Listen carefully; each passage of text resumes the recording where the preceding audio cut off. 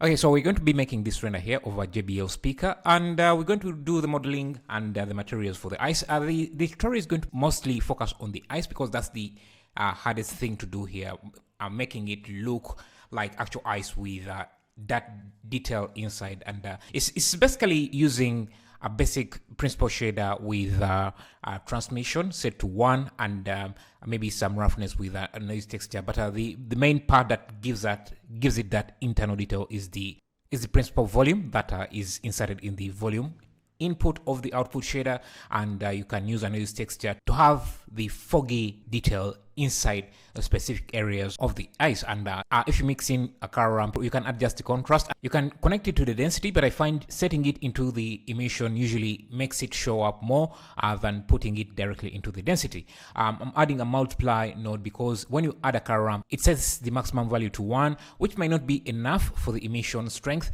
So adding a color ramp and multiplying it gives you control over the strength you want. You can make it lower or you can make it even stronger so that it appears more prominently. Okay, let's do a quick dive into modeling the speaker itself. I just extruded a circle into a cylinder, added a loop in the middle and scaled it up, then beveled the edges, add a bulge in the middle of the speaker. So the next step was to set up some lighting and rendering, but I didn't want to use the same model I'm working on because if I rotate it, it's going to be very hard for me to continue editing it.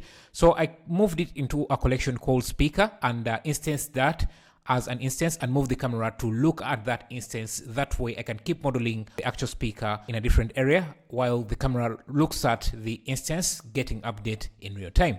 And you have to keep the original objects in the middle of your world, otherwise the instance is going to be offset a bit, which might not be a big problem, but I wanted to keep things very simple. That way if I wanted to rotate the instance, which is the instance collection, is much easier. I'll be adding all the objects that are needed for the speaker inside the speaker collection, and the speaker instance that the camera is looking at will also get updated. This makes modeling and continuing working on the original object easier while having an easier way to preview how the final scene is going to look. That way I can concentrate on the different parts that are going to show up in the camera rather than wasting time on parts that may not even show up later. I downloaded some fonts to use in the JBL speaker, and I'll create a post on Blender Everything to include all the references and fonts, images, textures that I use in that post on Blender Everything. So you can check that in the description if you want to make this yourself. But yeah, one issue you may notice is that if you install the font directly, you may not see it in the Blender font selection for some reason.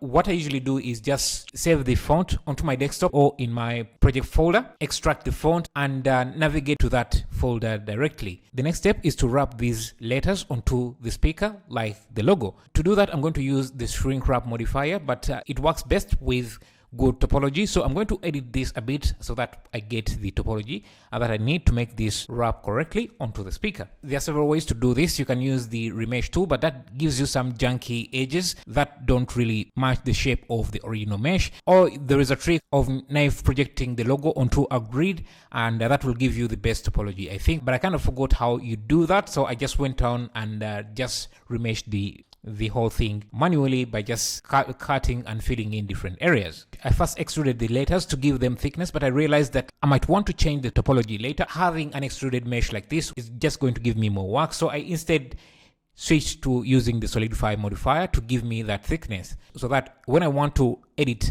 or add more cuts, it's very easy because I'm only dealing with one face. Next step was to wrap this onto the speaker itself by using the shrink wrap modifier.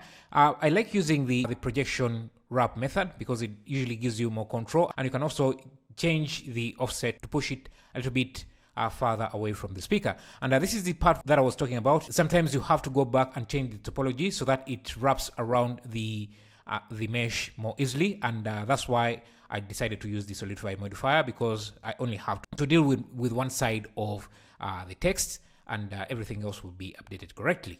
Okay, with that done, make sure that the text or font is inside the same speaker collection so that the speaker instance that we are rendering also updates and has the same text. Next up is to work on the lighting and the materials. Because the JBL logo is metallic and very reflective, and our world is dark, it doesn't really have anything to reflect. What I did is add a sphere and gave it an HDRI image as a texture, but this HDRI image has light streaks that really look good in metallic reflections. I made sure that the sphere itself that has this texture is not visible to the camera, or doesn't emit any lights, or does not add to the diffuse, but only affects reflections. So the JBL logo itself is going to be reflecting the sphere, so that is not just reflecting to darkness, but it has something to reflect, which is going to be these light streaks. Now the next things, we're just setting up materials for the speaker using PBR textures from Ambient CG. Again, links are going to be in the description. I also improved the background lighting by adding a background plane with a light to give it that halo background in the back that you see. And then worked on a particle system to instance the ice you saw in the first setup, and that was it. So I'm just going to leave you with the time lapse of the entire thing if you want to watch that. But like I said, if you want to look at the references and everything that I used, everything is going to be on blendereverything.com, but you can get the project files on my Patreon page.